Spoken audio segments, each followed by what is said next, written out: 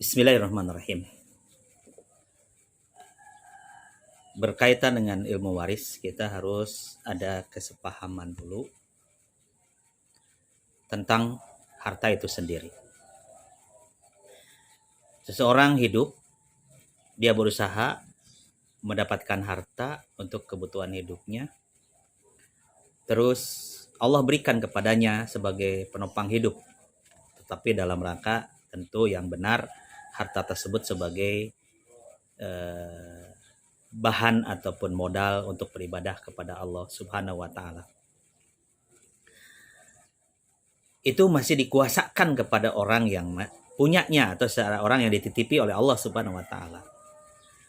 Bukti bahwa harta yang dimiliki oleh seseorang itu tidak murni miliknya, di situ ada hak-hak yang Allah gariskan untuk pihak-pihak tertentu.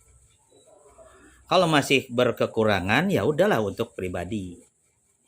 Tapi tidak menutup kemungkinan kalau bersedekah, ya kan? Karena kata Nabi SAW bahwa khairas sadaqah, sedekah yang terbaik itu atau muha ajro yang paling besar pahalanya adalah anta sahihun syahihun tahsal faqr wa ta'ammalul ghina. Jadi orang yang berkekurangan kalau mau bersedekah boleh. Karena sedekah terbaik pahalanya, terbesar pahalanya adalah ketika kita sedang sehat, banyak keinginan. Kedua, ketika kita sedang pelit karena banyak kebutuhan.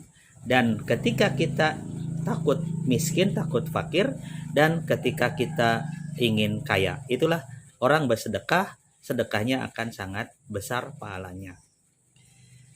Ya berlanjutlah tuh harta ada pada diri seseorang yang berkembang. Nah, ketika udah berkembang dan mencapai nisab serta haul, itu ada kewajiban zakat. Itu perintah Allah, itu kewenangan Allah. Berarti harta yang kita miliki bukan milik kita secara 100% karena ada hak-hak orang yang Allah gariskan lewat cara atau lewat syariat yang sudah ditetapkan oleh Allah Subhanahu wa Ta'ala. Singkat cerita, yang punya harta meninggal dunia. Dalam perjalanan umat manusia, kadang-kadang, bukan kadang-kadang, mungkin lebih sering terjadi, bahwa ahli waris itu merasa dia paling berkuasa, paling dominan. Mungkin istri, mungkin anak-anak, ataupun paman dan pihak lain yang merasa dia sebagai ahli waris, maka dia akan lebih menguasai, bahkan mengabaikan hukum Allah SWT. Kalau nggak tahu mungkin dimaklumi kan.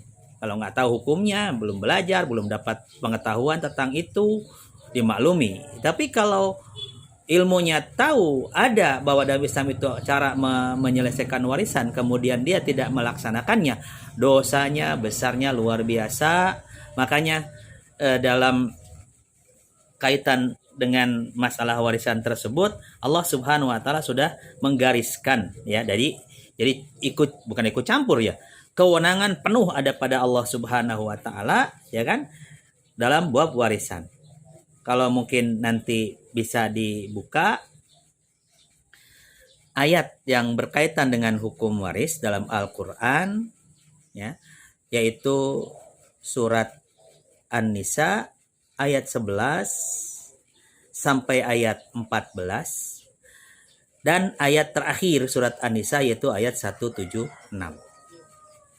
Cuman sebelum berlanjut kepada isi dari ayat-ayat itu, agar kita hati-hati, agar kita waspada, jangan menyepelekan, jangan dengan alasan sepakat ahli waris, ridho sama ridho ahli waris, kemudian kita mengabaikan hukum ini.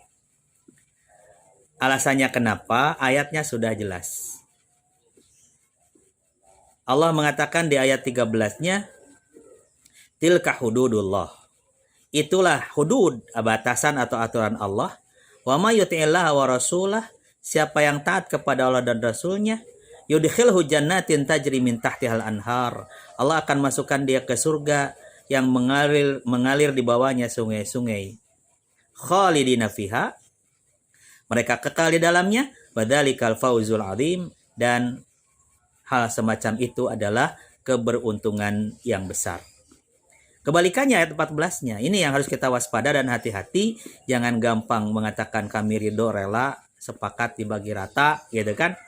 Wa may ya'sillaha wa rasulah, siapa yang bermaksiat kepada Allah dan Rasulnya, wa yata'adda hududahu, dan yata'adda itu melanggar, melampaui ataupun ya berselisih dengan aturannya, yudkhilhu naron khalidan fiha, Allah akan masukkan dia ke dalam neraka, kekal di dalamnya, walahu adzabum muhin, dan baginya siksa yang menghinakan. Jadi mohon dipahami itu. Jadi ridho sama ridho, rela sama rela, sepakat dalam hal pembagian warisan, tidak mempergunakan hukum Allah, jangan dianggap itu adalah pembagian yang paling adil, pembagian yang maslahat, tapi itu adalah pembagian sebelum kaitan dengan hasilnya pembagiannya bagaimana, sebelum itu terjadi, yang jelas itu sudah melecehkan hukum Allah Subhanahu wa Ta'ala. Jadi kita sepakat harta yang ditinggalkan oleh si mayit adalah menjadi kewenangan Allah dalam pembagian warisannya, insya Allah. Terima kasih. Assalamualaikum warahmatullahi wabarakatuh.